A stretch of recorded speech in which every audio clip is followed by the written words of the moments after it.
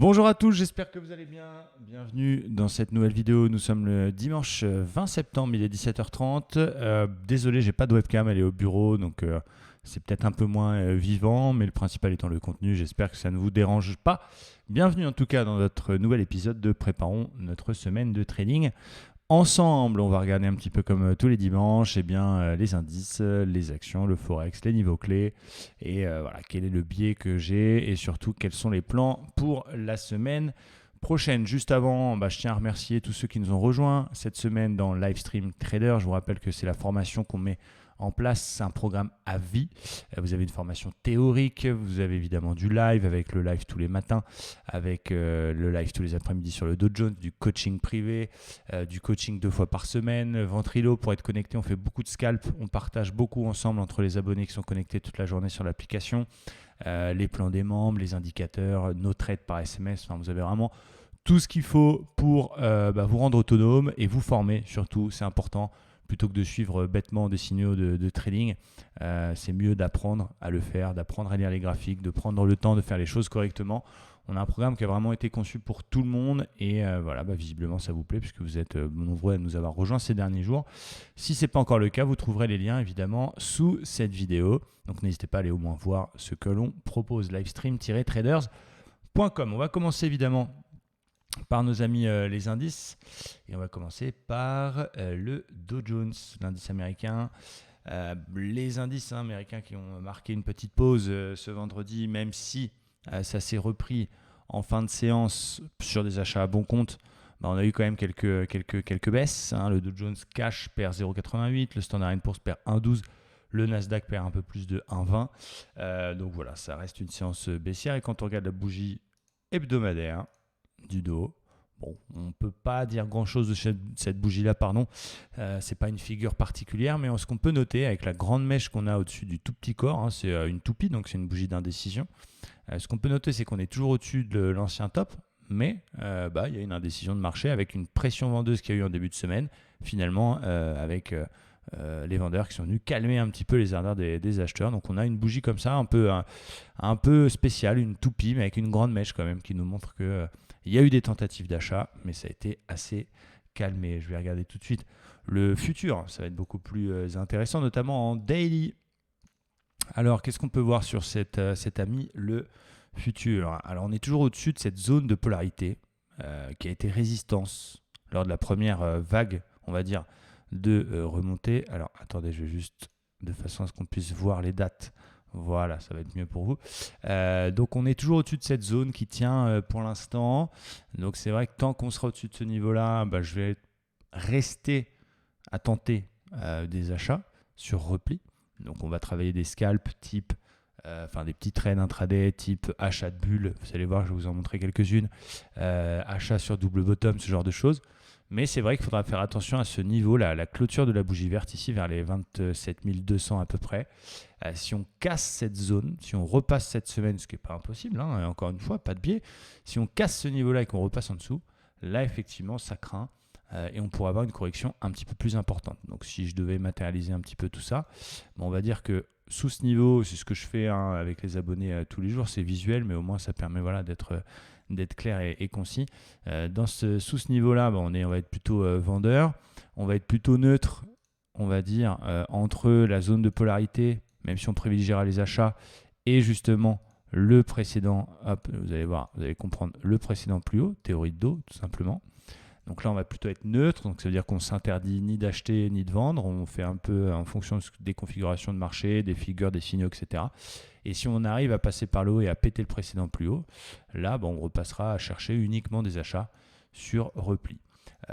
Voilà, on va dire que ça vous aide un petit peu à y voir plus clair, même si encore une fois, tout est conditionné par l'ouverture de lundi, tout est conditionné par les configurations que vous pouvez avoir, mais à un moment donné, vous êtes obligé parce que il y a beaucoup de personnes qui me contactent et qui me disent « Ouais, comment tu fais pour trouver des opportunités ?» Moi, j'essaye, je regarde le 5 minutes, je vois des trucs, mais j'y arrive pas. Au-delà même d'être rentable ou pas, c'est même pas la question.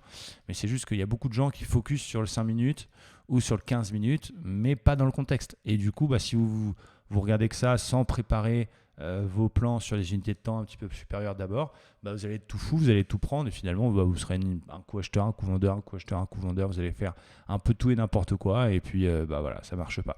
Donc votre analyse daily, elle n'est pas faite pour faire joli. Je pense qu'elle nous permet de déceler les niveaux clés. Hein. Et là, très clairement, tant qu'on sera au-dessus de cette zone, eh bien, ça restera solide. Si on la casse, on va chercher que des ventes. Du coup, ça va permettre, quand on est sur des petites unités de temps, eh bien, de prioriser ces signaux et de dire, OK, on est sous la zone, c'est plutôt correctif. OK, donc moi, je vais chercher des ventes sur rebond. Et dès que j'ai une petite divergence baissière, un truc comme ça, bah, je vais plutôt les privilégier plutôt qu'un signal acheteur et vice-versa. On va regarder, donc ça j'espère que c'est clair, si vous suivez la chaîne de toute façon depuis un moment, vous l'avez bien compris. On va regarder ce support, donc pour l'instant qui a tenu, on le voit mieux en 4 heures, je vais descendre un tout petit peu. Voilà, alors on peut le modifier un petit peu, le 4 heures n'est pas tout à fait le même que celui du daily, parce que forcément des fois les clôtures 4 heures c'est pas les mêmes que les clôtures daily et vice versa. Quoi qu'il en soit, vous voyez c'est exactement le niveau qui a été sauvé, donc l'analyse technique est encore extrêmement pertinente. Pareil, on me demande beaucoup, oui, avec tous les algos, qu'est-ce que tu en penses, tout ça. Bon, voilà, moi j'aime bien l'analyse technique, ça permet d'affiner son timing et voilà, les algos, je les ai toujours connus finalement et ça n'a pas eu d'impact, même si c'est eux qui font le marché. Donc on est au-dessus de ce support et effectivement, pour l'instant, ça tient, c'est ce qui a été sauvé vendredi. Donc ça ne veut pas dire que je vais payer dès lundi matin. D'ailleurs, quand je regarde un peu le fameux broker Adelette qui donne un peu des cotations le dimanche, on a une ouverture qui est censée être en baisse. Maintenant, encore une fois, je vais attendre une confirmation. Si jamais support tient, peut-être par exemple, on va voir sur un plan sur le 1 heure, peut-être en cassure du précédent plus haut, etc. Attention, je pense que vous l'avez tous vu, donc je vais surveiller cette zone-là. Alors, c'est pas la plus belle, c'est vraiment pas la plus belle. Il y en a eu des beaucoup plus jolies que ça. Mais on a quand même une sorte, je dis bien une sorte, d'épaule tête-épaule. Voilà, on va la tracer comme ça. 4 heures, assez spécial, puisque il n'y a pas une grande symétrie entre les épaules, mais la cassure de cette fameuse ligne de coup correspondrait à la cassure de la zone de polarité et à la cassure du support, et donc du précédent plus bas, 27 250. Donc finalement, ça donne simplement un argument supplémentaire pour travailler la cassure de la zone et ce qu'on appelle une convergence. Donc si on reporte la hauteur de la tête, c'est ce qu'il faut faire quand on travaille les épaules tête-épaule. Ça nous donne un objectif théorique à 25 500. Bon, ça a l'air crédible. Voilà, donc je vais travailler, si on casse cette zone, si on casse les 27 250, je travaillerai une vente pour aller chercher l'objectif de l'épaule tête-épaule. Voilà, ça donnera une double argumentation. Et à l'inverse, donc on va zoomer en 1 heure. Il est possible que cette figure, du coup, ne fonctionne pas, puisque bon, c'est pas non plus la plus jolie. Comme on voit qu'on est sur un support oblique, sur une zone de polarité, là je vais peut-être descendre d'un cran en 1 heure. Théorie de dos, si jamais on se retourne et qu'on fait un plus haut que les précédents, là on voit une petite zone qui a buté 3 fois, eh bien je paierai la cassure ici des 27 850. Peut-être j'attendrai même. Alors il n'y a que 2 points de contact, donc c'est pas la plus jolie. Je préfère les résistances qui ont 3 points de contact qui sont censées être des résistances assez fortes. Mais j'attendrai même du coup la cassure de cette espèce de résistance oblique. Notons le W que j'avais pris à l'achat, qui était quand même pas mal. Il faut en parler aussi, des figures qui ne marchent pas. On en avait parlé la semaine dernière. Très beau W qui s'est validé. Alors certes, c'était une semaine qui était agitée, la fête, tout ça. Mais on l'avait pris et on a fait un double échec finalement sur la ligne de coup et qui a été légèrement cassé quand même. C'est pour ça que je suis rentré. Mais du coup, il n'a pas fonctionné. Même si théoriquement, moi j'avais mis un stop un tout petit peu plus court et finalement on a eu la chance de sortir break-even puisqu'on faisait 265 points. Donc on a naturellement mis le stop au point d'entrée. Mais la figure est théoriquement invalidée quand on fait un nouveau plus bas. Bon, voilà, il faut en parler. C'est aussi intéressant de comprendre les choses qui n'ont pas forcément fonctionné. Et on peut voir du coup une zone également de résistance. Vous verrez ici, une espèce de zone de polarité qui doit correspondre à vue de nez quand on prend toute la partie corrective entre le plus haut et le plus bas. C'est à peu près 50%. Donc, pour l'instant, ça bloque. Donc du coup, si jamais je passe acheteur parce que on casse cette zone de résistance, il faudra quand même faire attention à cette zone-là qui peut bloquer et qui peut nous donner un premier objectif qui reste quand même assez serré et qui du coup offrirait pas non plus un ratio très intéressant. Parce qu'imaginez que ça casse 27 830, on attend une petite confirmation, imaginez on paye 900, on n'a que 160 points de potentiel. Donc il faudra vraiment faire attention à cette zone-là. Donc allez-y mollo sur les achats, peut-être que les plus prudents attendront même carrément qu'on sorte de cette phase de consolidation et de cette phase finalement fausse phase de range, et peut-être que les plus prudents attendront même la cassure des 28 000, 28 100, histoire d'avoir plus de marge derrière pour trader. Donc voilà un petit peu ma construction. Alors encore une fois, on verra ce qui va se passer à l'Open, mais vraiment le plus intéressant pour moi, c'est vraiment de surveiller cette belle zone de polarité. Attention aux fausses cassures. Donc quand vous regardez une cassure d'un niveau en 4 heures, attendez bien une clôture 4 heures avant de vous positionner sur l'actif en question. Si vous regardez un niveau en 15 minutes, n'allez pas vous positionner une fois qu'il a été cassé en 1 minute. Vous voyez, essayez de respecter les choses. Donc voilà, c'est ce qui m'exciterait le plus. Vous savez que je préfère, je suis meilleur dans les ventes que dans les achats. J'aime bien quand ça baisse. Donc voilà, je ferai attention à ce niveau-là, même si pour l'instant, pas de biais, rien n'est cassé et on est sur un support. Du côté du Nasdaq, c'est un petit peu le même style, même si lui, il est un peu plus sous pression que le Dow Jones. On peut regarder la bougie hebdomadaire si on veut, rapidement. C'est finalement un peu le même style, hein. Un corps un petit peu plus gros, mais une belle mèche au-dessus. On a tenté de se reprendre et hop, non, finalement. Non. Et en daily, là, c'est important à noter quand même. On a cassé, on a fait même un nouveau plus bas que le précédent. Ce qui, mes souvenirs sont bons, n'est pas le cas sur le Dow Jones. Donc le Nasdaq est un petit peu plus sous pression. Il y a un dégagement important sur les valeurs technologiques, mais en même temps, c'est assez logique puisque ce sont celles qui ont surperformé depuis quelques mois. Et évidemment, le Nasdaq, c'est celui qui a le mieux marché, entre guillemets, dans la hausse. Donc c'est normal que ce soit le premier à corriger un petit peu plus fort. Il faut faire attention à ne pas non plus attraper un couteau qui tombe. Je sais qu'on a tous envie de payer des actions américaines technologiques. On a tous envie d'acheter le Nasdaq parce que dans notre tête, ça y est, c'est un truc qui ne peut pas baisser. Et du coup, peut-être que ceux qui sont arrivés sur le trading ces derniers mois n'ont vu qu'un Nasdaq faire que de monter. Donc, on va avoir tendance à essayer d'acheter tous les replis. Attention, donc, quand même. Moi, je l'avais dit la semaine dernière, ma zone d'achat idéale, c'est les 50%, voire les 61,8 de toute la remontée, qui correspond d'ailleurs à l'ancien plus haut historique qui est ici, avant Covid, et qui avait déjà été cassé, puis support, cette zone 50%, 9530. Donc, moi, vraiment, je vais vraiment faire attention au Nasdaq. Pour moi, il y a encore de la marge. La théorie de Dow nous prouve qu'on a fait un nouveau plus bas. Et donc, pour l'instant, en daily, c'est un peu cavalier de faire un achat maintenant. Vraiment, si je vois 9500, 9530, là, je n'hésiterai pas, puisque c'est un excellent niveau. Mais du coup, attention, si c'est dans votre idée, de vous offrir du Nasdaq. Il y avait quand même un truc qui était intéressant. Il y avait une petite zone de support intermédiaire qui a été 1, 2, 3 fois support. On a même fait une tentative de reprise sur ce niveau-là. Et finalement, bam, on l'a cassé. Donc on revient au même. Il y a une presque vague de Wolf d'ailleurs. 1, 2, 3, 4, 5. Donc la théorie nous dirait de quand même, malgré la cassure du plus bas, payer ce Nasdaq. Mais il faudrait vraiment, finalement, qu'il nous pète, peut-être attendre une confirmation de casser le précédent plus haut, de façon à ce qu'on ait un peu plus de sécurité. Donc vous voyez, par rapport au daily, si jamais je ne regarde pas le daily, le 4 heures, je vais y aller tête baissée. Alors qu'en daily, on me dit, attention, on a quand même fait un nouveau plus bas, donc je n'exclus pas acheter non plus parce qu'il ne faut pas être bête et borné. Mais du coup, peut-être que je vais attendre quelque chose d'un petit peu plus sérieux, de façon à avoir un peu plus de probabilité de succès et qu'on puisse me dire yes, les acheteurs sont là. Donc cette vague de Wolf, je sais que nombreux l'ont vu puisque vous avez été nombreux à m'envoyer des messages à ce sujet-là. Je ne vais pas la prendre en one shot comme on dit, puisqu'en plus le petit rebond là, actuel de la bougie 4 heures peut être un simple pullback sur les précédents plus bas cassés. Je vais attendre une confirmation en cassure du précédent plus haut, de façon à ce que la théorie d'Ohm dise ça y est, c'est bon, ok, on fait un nouveau plus haut. Et du coup, peut-être que je rentrerai un petit peu plus tard. Mais du coup, j'aurai plus de probabilité de succès, donc je tiendrai mieux mon trade. Et finalement, le manque à gagner du début, je le rattraperai sur un trade qui sera mieux gardé, mieux tenu et optimisé. Donc voilà, il faudra quand même faire attention, même si encore une fois, je le répète, ma zone idéale d'achat, c'est plus les 50% de Fibo. On a quand même une vague de Wolf 4 heures, mais un support cassé. Donc j'attendrai qu'on casse aussi de plus haut pour éventuellement travailler cette vague de Wolf là. A l'inverse, si on voit que on n'arrive pas à repasser au-dessus, c'est pas impossible. Toutes les vagues de Wolf ne sont pas une garantie que c'est sûr que ça va rebondir. Ce n'est qu'une stratégie avec une probabilité de succès qui est peut-être de 60, 70, 80% dans les meilleurs cas, mais ce n'est pas 100%.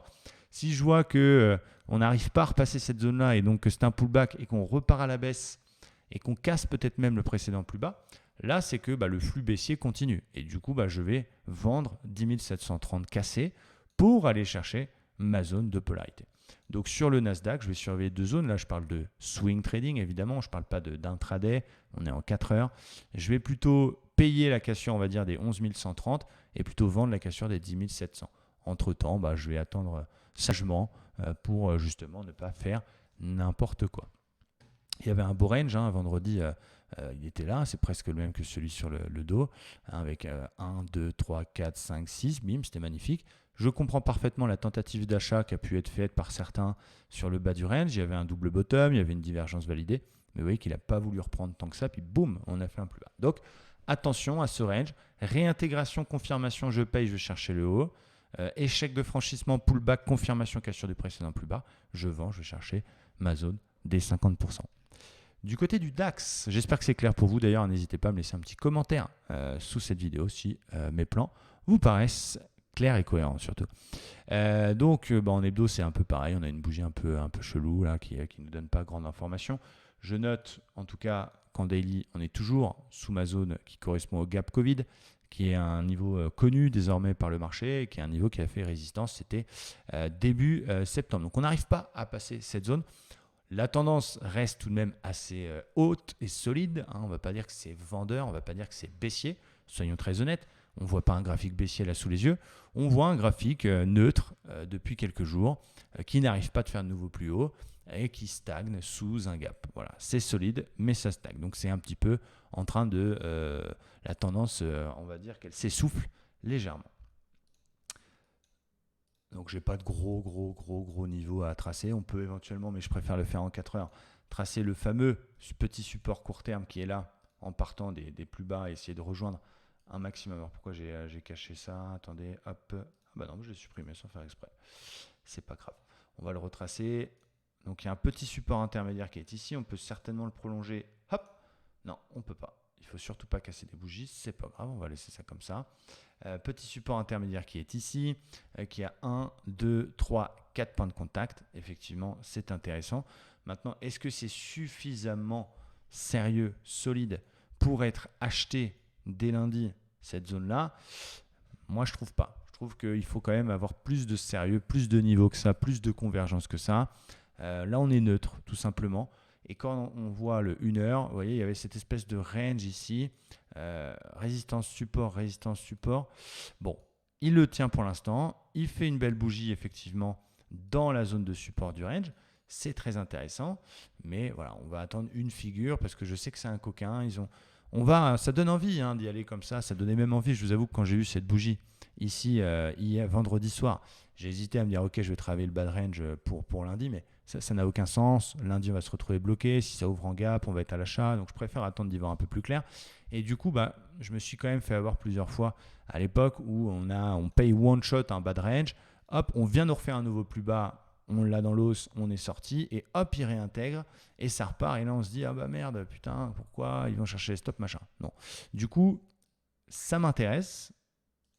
Tout ça est conditionné évidemment également par les indices américains, voir un petit peu ce qu'ils vont faire lundi aussi, parce que c'est un peu eux qui dictent. Et du coup, je vais attendre un signal un peu plus fort. Donc peut-être un double bottom, peut-être une divergence, peut-être une vague de Wolf, quelque chose qui a un petit peu plus de gueule. Donc voilà, il y a un niveau qui est intéressant. Vu qu'on est toujours au-dessus du petit support oblique court terme, je ne vais pas vendre non plus maintenant. Je ne vais pas shorter sur un support oblique. Je vais attendre, vu que la tendance daily, elle est toujours quand même assez solide. J'ai pas envie de faire n'importe quoi, j'ai pas envie de vendre n'importe où. Là, on est sur un support, donc on fait attention. Il y a quelque chose que j'aime bien aussi, c'est cette zone un petit peu plus bas, autour des 12 860, qui est un autre support qu'on voit aussi. 1, 2, 3.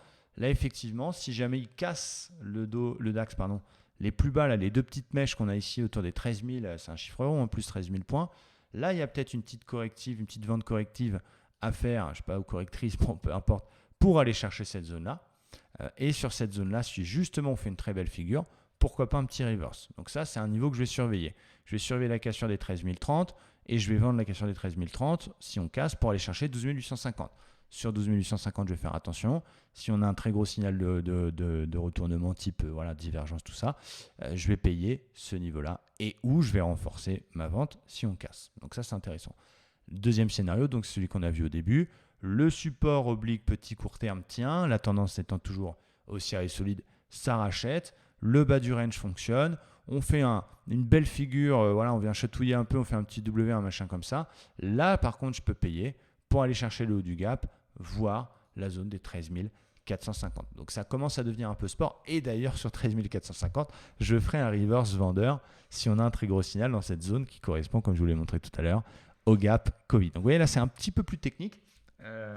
Il faut essayer de se tenir à cette feuille de route. Je pense que ceux qui nous suivent ou ceux qui sont dans la communauté comprennent parfaitement tout ce que je viens d'expliquer. Mais ça permet d'essayer de ne pas avoir de biais, de trader ce qu'on voit, pas avoir peur d'acheter les cassures de plus haut, pas avoir peur de vendre les cassures de plus bas, mettre les choses dans leur contexte, les zones, d'avoir des objectifs cohérents. Et ensuite, on rentre en position si on a un signal et si on a une espérance de gain au moins 1,5 fois plus grande que notre perte acceptée, avec un stop non pas placé n'importe où, mais placé sur une zone d'invalidation. Je m'explique. Si j'achète par exemple un W par exemple dans la zone de support qui tient, mon stop correctement placé, il est sous le plus bas précédent.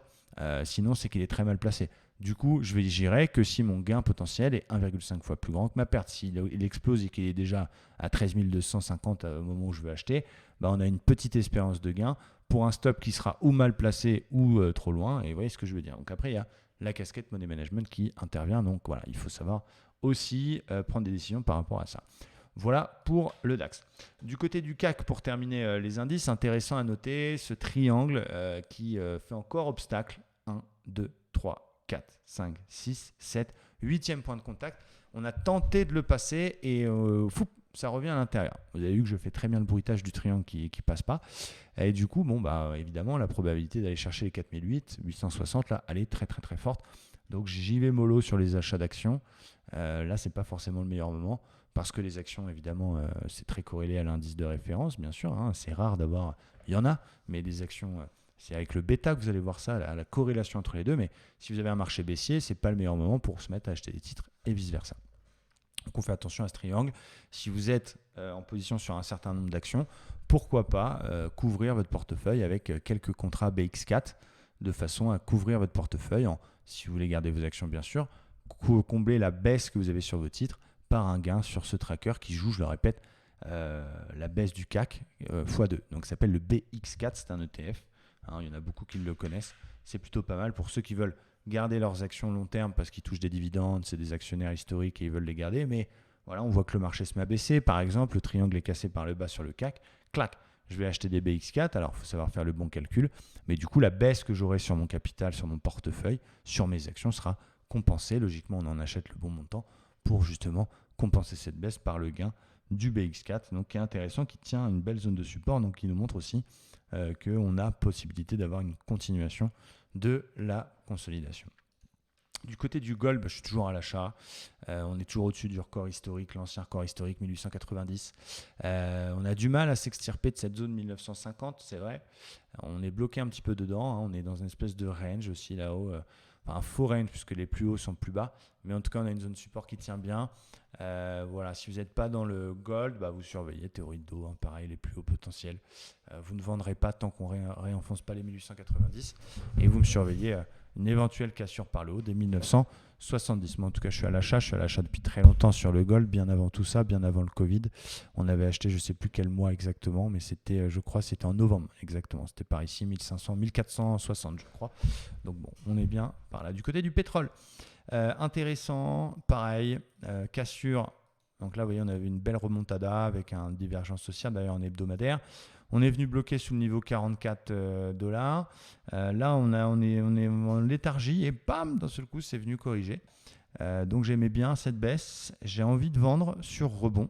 Et du coup, je me suis dit, peut-être que cette baisse, c'était peut-être, ce rebond des derniers jours, c'est peut-être un pullback sur le précédent plus bas cassé. Et vu qu'on a réenfoncé cette zone, donc c'est que ce n'est pas un pullback. Donc pour l'instant, je ne vais pas encore vendre. Je vais attendre une deuxième touchette peut-être et un deuxième échec sur 43 et un signal un peu plus fort. Là, vous voyez, c'était ce qui était intéressant. J'étais là en surveillance des 40 $. Tiens, on fait un pullback, c'est cool, c'est comme dans les livres. Et hop, on réenfonce. Donc j'oublie, il n'y a pas de signal encore pour l'instant, mais mon idée est plutôt de vendre. Évidemment, si on fait une deuxième tentative 43, 60 qui ne passe pas, ce genre de choses. On va faire attention à surveiller. Voilà pour la partie indice, c'était assez complet. J'espère que vous avez apprécié. Du côté du Forex, alors on a ouvert une position sur l'euro GBP. Vous allez me demander pourquoi, je vous réponds tout de suite. Il y a une résistance assez historique, j'ai envie de vous dire. 2016, 2017, 2019, 2020, 2020. Donc c'est une zone qui a été attaquée plusieurs fois, 0,9260 à peu près.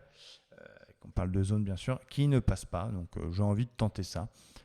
C'est une belle zone. J'ai ce qu'on appelle un swing avec un stop au-dessus de la zone. Je vais chercher 50%, le bas de range idéalement dans plusieurs semaines. Ça, c'est un truc que je vais devoir garder un peu longtemps. On a de l'Euro 4, je suis en très très très léger gain. C'est en train de ressortir par le haut, c'est cool. L'AUDNZD, on a eu chaud aux fesses. Je pense que cette paire va se faire stopper. Mais c'est pas très grave puisque le plan était nickel. Je veux dire, je le reprends tous les jours. Cassure de canal par le haut, première tentative, échec. On arrive finalement à péter en pétant le précédent plus haut. On a d'ailleurs une zone de résistance horizontale qui est, devient support, zone de polarité. Il était totalement logique de payer là. On a acheté autour des 1,08 complètement normalement sur une zone de polarité. Il s'avère qu'elle est cassée. On n'a pas encore touché mon stop loss, mais ça ne devrait tarder. Et encore une fois, ma décision, elle a été prise en toute logique technique, donc il n'y a aucun souci avec ça. Je surveille d'autres positions potentielles sur le Forex. Vous aviez votre USD-CAD avec cette zone de polarité, même plutôt support, qui tient bien, mais j'aime bien les cassures, réintégration, donc j'y suis pas les one-shot, j'attends. Le GBP Yen, cassure du canal par le bas.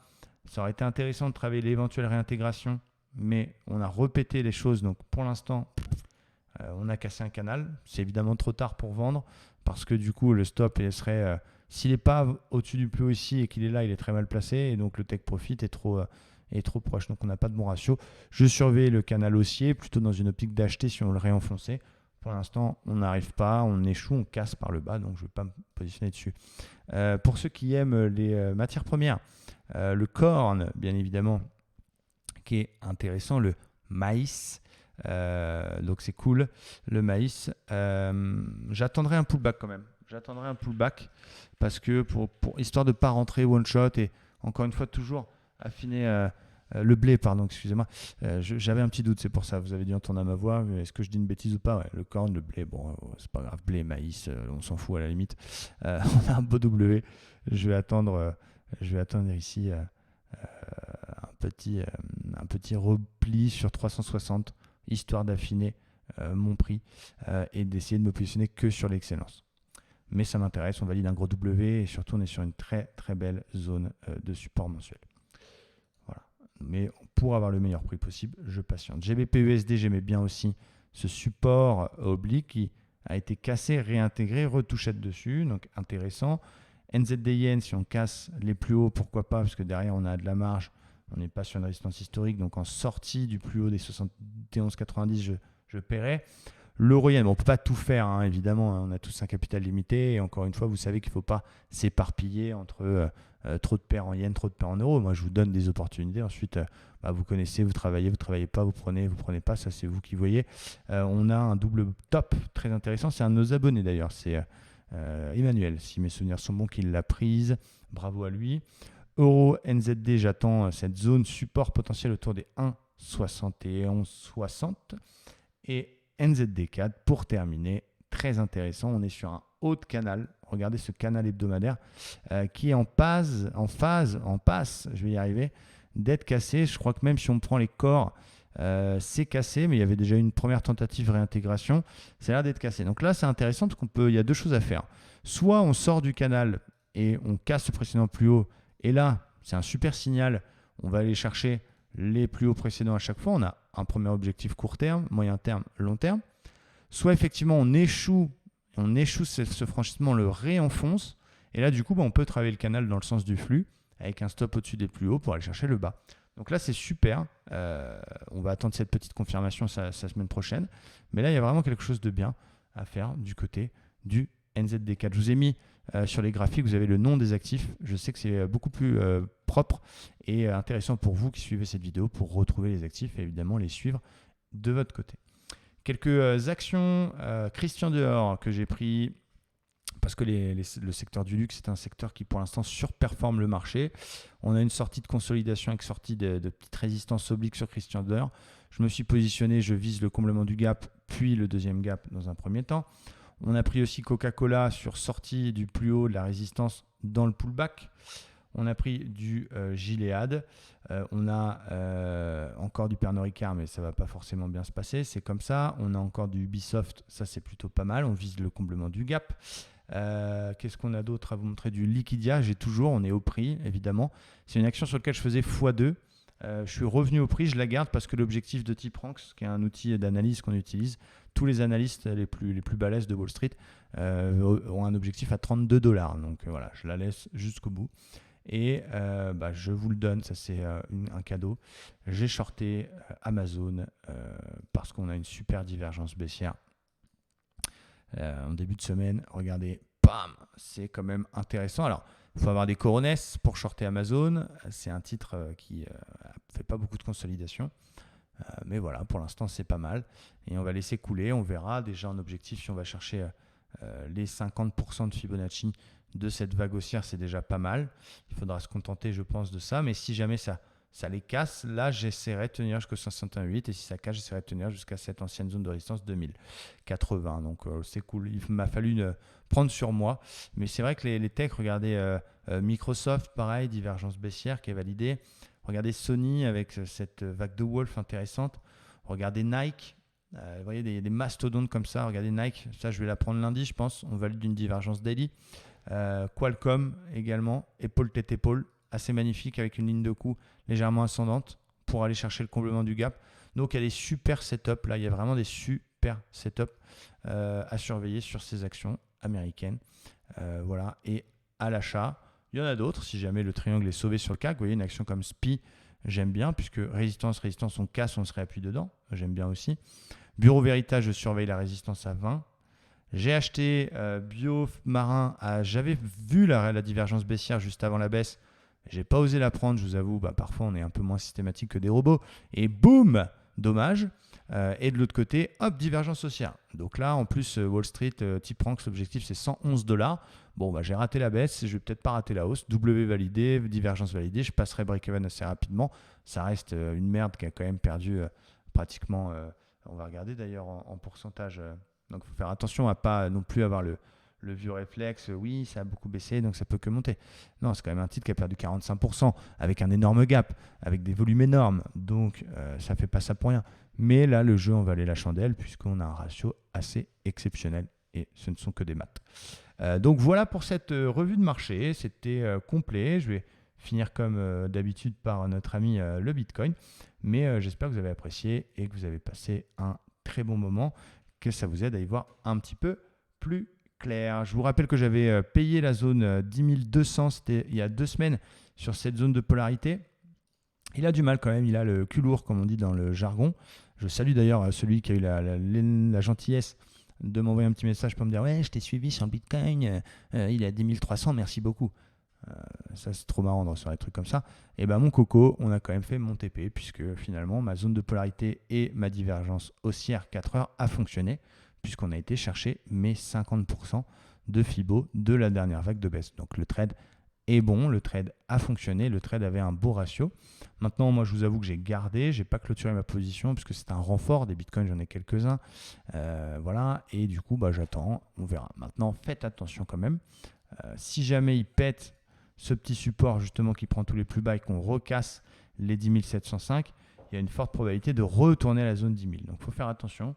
Il ne faut pas non plus être trop gourmand, mais en même temps, il ne faut pas s'alarmer. C'est pour ça que vous devez apprendre l'analyse technique, à tracer les niveaux, à tracer les supports, les résistances, pour ne pas deviner ce qui va se passer demain, parce que ça n'existe pas, mais pour vous aider dans vos décisions, à ne pas prendre des décisions émotionnelles à l'émotion. Parce que c'est pas bon, une décision prise sur le coup de l'émotion, c'est jamais bon, mais de travailler avec des plans de trading, de travailler avec des méthodes, de travailler avec des choses réfléchies. Et si vous voulez apprendre à le faire, si vous voulez aller plus loin, et si vous voulez apprendre à travailler correctement avec nous tous les jours en direct, le matin, l'après-midi, avec les membres, avec les coachings, avec les indicateurs qu'on utilise, avec les algos, avec tout ce qu'on peut développer, vraiment tout ce que il y a tout. Moi, franchement, si j'avais eu la chance de rencontrer un service comme ça quand j'ai démarré le trading, j'aurais gagné 3 à 5 ans d'expérience. Et c'est à vie. Voilà, c'est pas une fois par mois à payer, c'est pas tous les ans à payer. À partir du moment où vous êtes avec nous, vous y êtes pour la vie. Donc vous y êtes à votre rythme, il n'y a pas de pression, vous n'avez pas de compteur aux fesses, et ça, je sais que vous l'appréciez. Merci à tous en tout cas, je vous souhaite une très bonne fin de dimanche, et je vous dis à bientôt. Ciao, bye bye, merci.